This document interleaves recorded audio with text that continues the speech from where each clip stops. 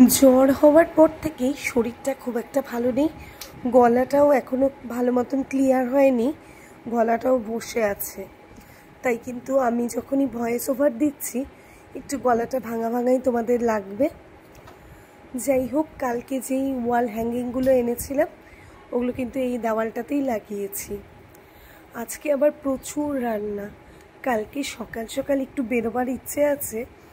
আসলে কদিন ধরে কলকাতা আসার পর থেকেই খুব একটা বাইরে বেরোইনি, তাই ভাবলাম যে কালকে একটু তাড়াতাড়ি করেই বেরোবো, কয়েকটা কাজ আছে সেগুলোও সেরে নেব।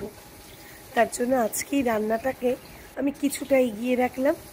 কালকের জন্য একটু মাংস, ঝিঙা পোস্ত এগুলো করে রাখবো।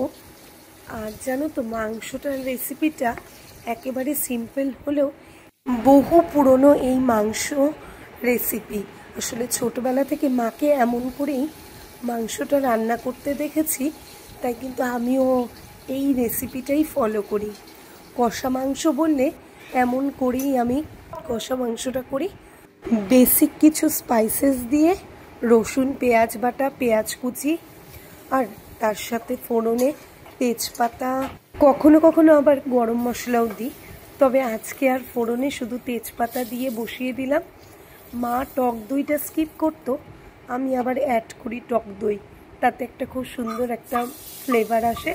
আর রিসেন্টলি আমি একটু মাঝে সাঝে কারি পাতাও কিন্তু কষা মাংসতে অ্যাড করি, তাতে যেন তো ফ্লেভারটা যেন আরও বেশি বেরিয়ে আসে।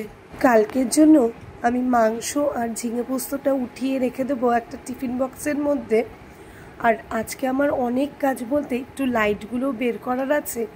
বাইরে তো সোসাইটি থেকে লাইট লাগিয়েছে, আমি দেখি দু একটা লাগাতে পারি কিনা। তোমাদের সাথে আমার গল্প কিন্তু এমনই চলবে।